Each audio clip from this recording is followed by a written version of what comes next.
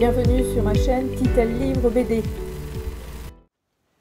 Salut les amis! Alors aujourd'hui va être une vidéo un petit peu particulière parce que je me suis basée sur un seul auteur, scénariste, parce que je me suis rendu compte en faisant le tri dans mes bandes dessinées pour les classer par thème, que ce monsieur-là en fait réapparaissait quand même assez régulièrement.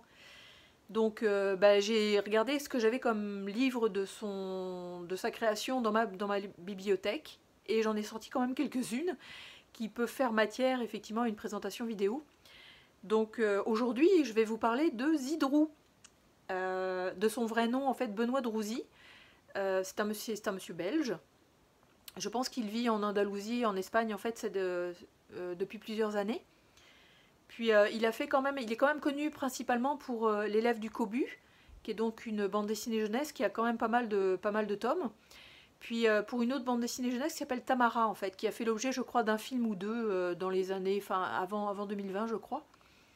Film que je n'ai pas vu d'ailleurs. Puis les bandes dessinées je les connais pas non plus en fait, les bandes dessinées jeunesse. Et donc il est connu aussi pour faire beaucoup de one-shot sur de l'humain. Enfin, j'appelle ça de l'humain, mais c'est parce que les scénarios en fait qui parlent d'hommes, de femmes, de handicap, de douleur, de souffrance, de rêves, enfin tout ça, lui, dans ses scénarios en fait, il a beaucoup de ces thèmes-là en fait, qui moi j'adore. Moi je suis fascinée en fait par ces récits-là. Donc en fait j'en ai quand même quelques-uns dans ma bibliothèque que je voudrais vous présenter aujourd'hui. On va commencer tout de suite. On va commencer avec cet amalgame en fait de petits scénarios de quelques pages chacun, qui sont illustrés par plusieurs dessinateurs différents. Donc la bande dessinée s'appelle La vieille dame qui n'avait jamais joué au tennis et autres nouvelles qui font du bien. C'est chez Dupuis. Je l'avais commandé chez Momox, puis comme on peut voir en fait la tranche est un petit peu délavée, disons. Je pense qu'elle a dû rencontrer pas mal de soleil. Donc ce sont des nouvelles et c'est dessiné par ces gens-là en fait. Dessiné par ces gens-là. Donc c'est sûr qu'il y en a une, je me souviens plus laquelle, mais il y en a une que j'avais vraiment beaucoup aimée. Puis certains dessinateurs aussi, on va les retrouver dans d'autres one-shots ou dans d'autres associations bande dessinée qu'il a fait avec eux. Donc c'est le fun. Donc je peux vous en montrer quelques extraits. Donc ça c'en est un. Je peux vous montrer aussi celle-ci. C'est vraiment du dessin, c'est chouette. Enfin, je veux dire, ça va vraiment avec son scénario, toujours plein de tendresse, plein d'humanité. Donc ça, ce sont les fameuses 15 nouvelles. Ensuite, il a voulu parler en fait d'une histoire d'amour entre deux personnes âgées qui ont passé, je pense, la soixantaine, voire les 70 ans en fait, qui s'appelle L'obsolescence programmée de nos sentiments. C'est chez Dargaud et c'est illustré par Aimé de Jong. C'est l'histoire d'amour en fait entre un monsieur retraité qui s'appelle Ulysse et une dame aussi qui s'appelle Méditerranée. Puis le dessin est vraiment magnifique. Enfin, Aimé de Jong, je pense que le dessin donne ceci. C'est tout plein de tendresse, c'est plein de douceur, plein de découvertes des corps, plein de découvertes de...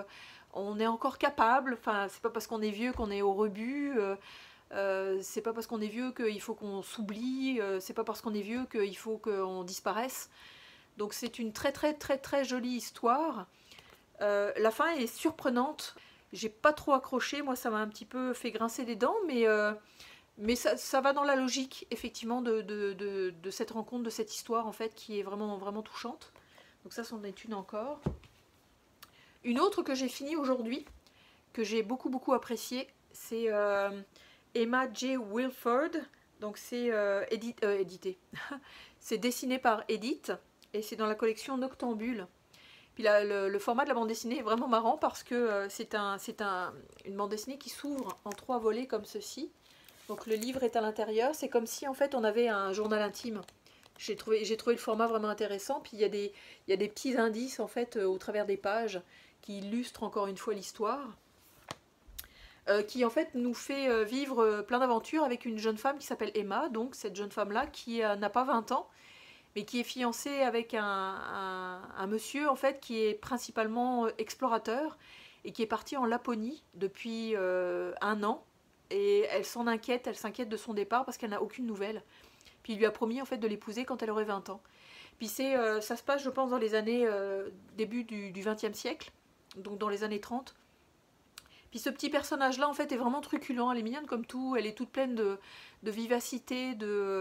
Elle n'a pas sa langue dans sa poche. Elle est courageuse.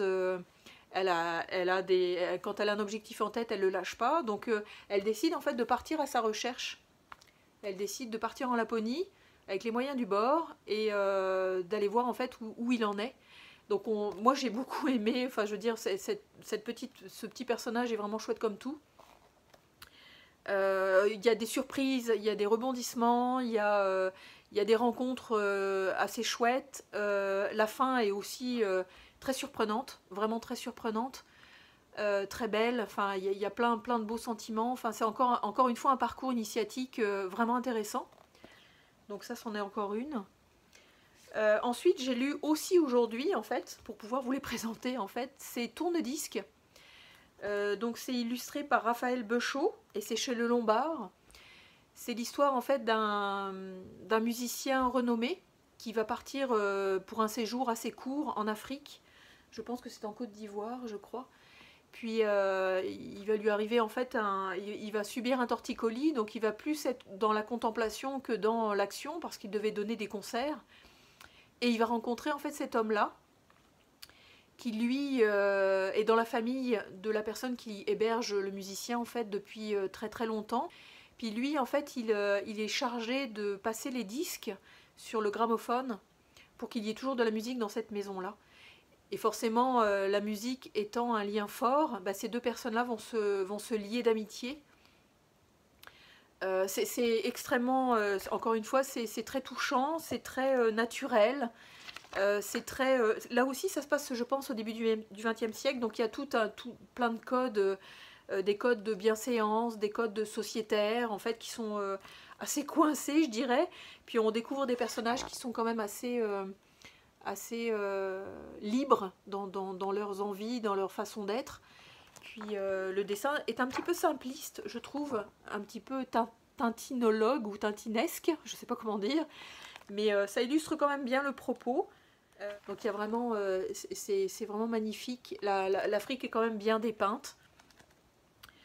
J'ai beaucoup aimé la rencontre de ces deux hommes-là, en fait, dans cette Afrique qui se découvre, qui s'éveille, en fait, et qui essaye de sortir de ce colonialisme qui est vraiment imposé, en fait.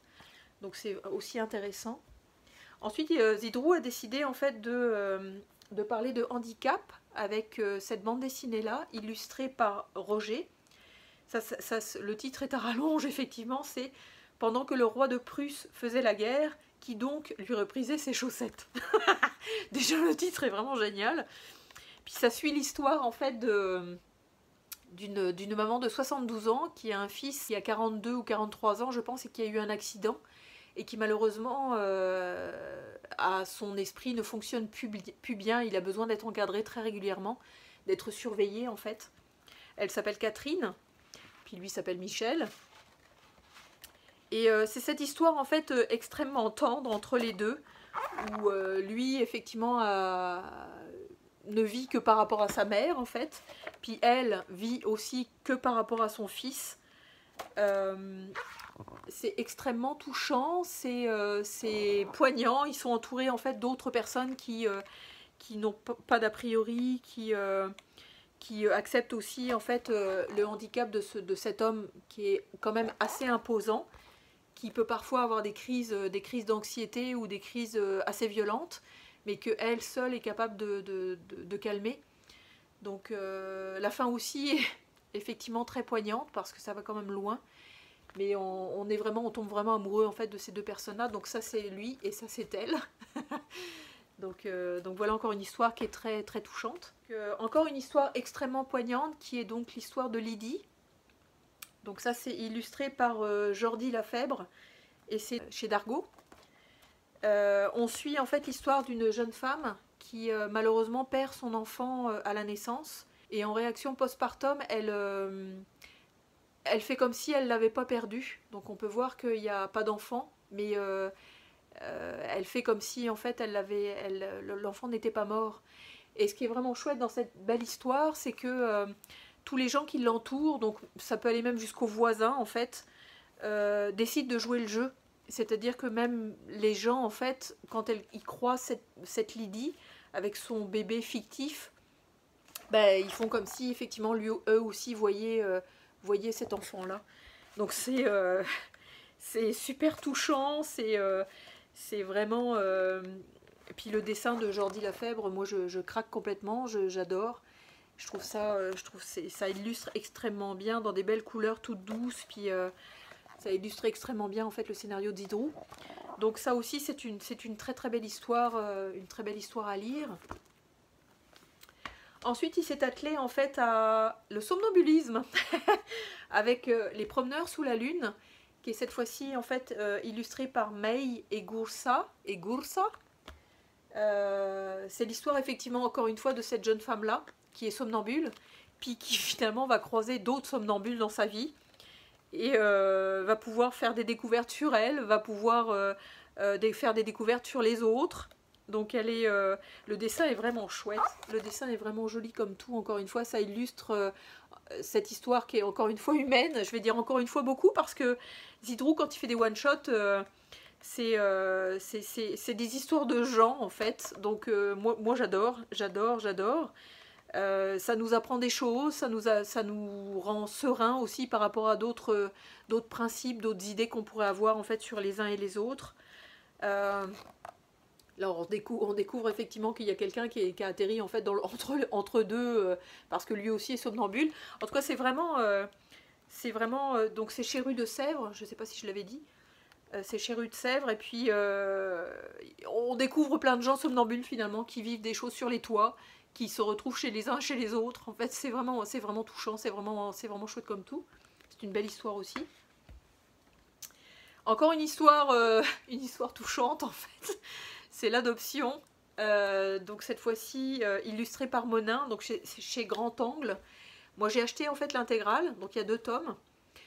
On suit l'histoire de cette petite fille qui s'appelle Kinaya, qui est une orpheline péruvienne, qui est adoptée par le fils de ce grand-père-là, qui est bourru, qui est extrêmement fermé, qui est juste à vivre ses affaires avec ses potes, avec toujours les mêmes rencontres chaque semaine. Puis cette petite fille va lui ouvrir petit à petit le cœur en fait. Puis bon, ça paraît un petit peu classique, oui, ça peut tirer des larmes, mais en fait Zidrou il a cette force-là, c'est qu'il y a souvent des événements qui arrivent à ces héros, je dirais, à ces personnages, qui font qu'il y a toujours des retournements de situation, des petits twists qui nous les rend encore plus attachants, qui peuvent nous amener les larmes aux yeux aussi, effectivement, mais qui rend les choses encore plus réelles, disons, qui amène l'histoire en fait de plus en plus proche de nos cœurs finalement. Donc c'est extrêmement poignant. Le premier tome est plus la rencontre effectivement entre ce vieux monsieur et cette petite fille, qui est mignonne comme tout, enfin qui est toute cute. Puis la deuxième partie c'est plus ça va encore plus loin en fait dans la relation entre les deux, avec le fameux twist de fin de premier tome qui amène une autre histoire encore. Donc c'est vraiment chouette. Je sais qu'il y a un autre cycle de 2 tomes qui est en cours de route. J'ai pas encore acheté le premier tome, mais c'est sûr que je vais me l'acheter parce que ces scénarios-là sont toujours extrêmement touchants.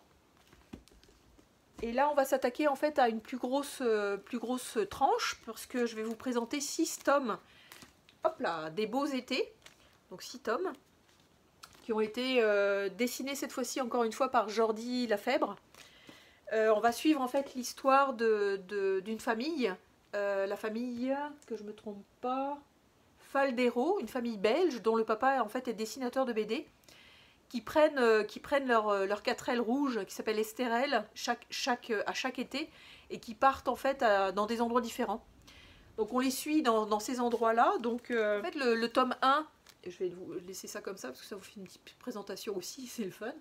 Donc le tome 1 se passe en 73, le 2 en 69, le 3 en 62, le 4 en 80, le 5 en 79 et le 6 en 70. Donc j'avais commencé à les lire dans l'ordre des tomes 1, 2, 3, 4, 5, mais finalement je me suis arrêtée en cours de route. Puis j'ai décidé en fait de les lire dans l'ordre des années. Ce qui fait que je suis un petit peu moins perdue parce qu'au début, en fait, donc les années 62, je pense qu'il y a juste 2 ou 3 enfants. Puis je crois que ça va jusqu'à 3 ou 4, enfin ça va jusqu'à 4 enfants ou 5 enfants, je me souviens plus. Il y en a 1, 2, 3 et 4. Puis ça c'est le numéro 6, donc ça s'arrête à 4 enfants. Et en fait on suit leurs aventures, encore une fois, extrêmement naturelles. Tout à fait ce qui nous arrivait à nous aussi dans ces années-là. Parce qu'effectivement, moi j'avais 11 ans dans les années 80, donc en 62 j'étais quand même pas née, hein, on va dire, mais c'est ça, faites le calcul. Puis les enfants sont chouettes, les parents sont vraiment marrants, le père est un petit peu wouhou, un petit peu artiste, disons, donc un petit peu évaporé. Mais c'est chouette, c'est la découverte de la nature, c'est la découverte des lieux où ils vont. Les dessins en fait de Jordi Lafèbre sont vraiment magnifiques. Il a le don pour faire les ombres soleil ombre. Je trouve ça magnifique. Ces personnages sont vraiment mignons comme tout. C'est vraiment cool, c'est vraiment cute, j'adore. Moi j'adore. Donc c'est une petite série de 6 tomes qui est vraiment chouette à suivre. On aura envie de rester avec eux, c'est dommage qu'ils aient arrêté là en fait, on voudrait les voir encore maintenant, suivre plusieurs générations, ça pourrait être cool aussi. Donc ça c'est pour les beaux étés. Puis une bande dessinée en fait que j'ai découverte il n'y a pas très longtemps, c'est Tueur de maman, c'est chez Dupuis. Il y a juste 2 épisodes, la série s'est arrêtée malheureusement faute de succès je crois. C'est donc dessiné par Benoît Hers et Ludo Borecki. En fait c'est l'histoire de jeunes adolescentes qui sont rebelles parce qu'elles sont adolescentes, ça va de pair. Puis elles ronchonnent contre leurs parents et notamment leur mère. Gna gna gna, fais pas ci, gna gna gna, fais pas ça, donc ça les énerve. Puis effectivement elles tombent sur un site internet qui leur propose de faire des vœux qu'a priori ce serait réalisable. Donc elles font leurs vœux, donc ça peut partir d'un truc extrêmement bénin jusqu'à effectivement souhaiter la mort de sa propre mère malheureusement. Puis elles vont se rendre compte qu'il y a quelqu'un, donc celui-ci, ce méchant-là, prend les devants pour justement réaliser leur désir. Donc ça donne des situations assez dures, je dirais, parce qu'effectivement y a des souhaits qui sont pas jojo. Puis dans ce deuxième tome-là, en fait, elles vont essayer en fait d'arrêter cet homme-là, en fait, qui va trop loin, qui va vraiment trop loin. D'autant qu'il y en a, comme il y en a une sur la somme d'amis qui a souhaité que sa mère meure, bah, elle veut pas ça, donc il faut absolument qu'ils arrêtent cette personne-là. Ça aurait demandé enfin d'autres épisodes parce que c'était vraiment intéressant. Le dessin est extrêmement jeunesse, donc ça donne ça. Les personnages sont vraiment chouettes, enfin les adolescentes sont, malgré leur tête de pioche là, elles sont vraiment cool. Mais c'est effectivement une série qu'on aurait aimé voir continuer, mais bon, c'est ça. Ça s'est arrêté, mais au moins j'ai eu du plaisir à lire les 2 premiers tomes. Puis une bande dessinée en fait dont j'ai les 2 premiers tomes qui est un cycle de 4, qui continue encore un petit peu après en cycle 2. C'est la bande dessinée Chi, qui est celle-ci. Celle-là malheureusement j'ai pas encore eu le temps de la lire. D'autant que j'attends encore les 2 autres tomes pour pouvoir lire le cycle complet, j'aime faire ça. Ça c'est chez Dargo, c'est illustré par Homs, donc H-O-M-S. Les dessins sont vraiment beaux et j'ai vraiment vu des critiques excellentes par rapport au scénario et au dessin. Le découpage est vraiment beau, je pense qu'on suit, c'est une BD extrêmement féministe. On va suivre en fait 2 femmes qui se rebellent contre les institutions masculines. C'est ces 2 femmes-là en fait, ces 2 femmes-là. J'ai hâte de m'y mettre parce qu'effectivement c'est une bande dessinée qui est quand même extrêmement bien critiquée. Donc voilà en fait les quelques bandes dessinées que je voulais vous montrer. Je vais essayer d'en m'en procurer d'autres parce que dans ma recherche sur cet homme-là, en fait sur ce scénariste-là, qui est quand même extrêmement prolifique, bah, j'en ai découvert d'autres qui m'intéressent beaucoup. Donc soit je les achèterai neufs, je verrai s'ils sont encore disponibles, ou sinon je vais encore me rabattre sur mon cher Momox. Donc ce sont, encore une fois, ce sont des scénarios qui touchent le cœur, qui peuvent être assez durs quand même dans les propos et dans la façon de faire progresser les histoires. Donc je vous les conseille de tout cœur, vraiment. Si vous ne les avez pas déjà lus, allez-y. Et vous m'en direz des nouvelles en fait. Donc voilà, voilà pour cette vidéo d'avis lecture sur Monsieur Zidrou. Donc si vous avez aimé, n'hésitez pas à liker, à partager aussi, à commenter, parce qu'effectivement, savoir quelles sont vos opinions aussi par rapport à cet auteur-là, ça m'intéresserait beaucoup. Puis on va se souhaiter d'excellentes lectures BD, et je vais vous dire à très bientôt. Salut!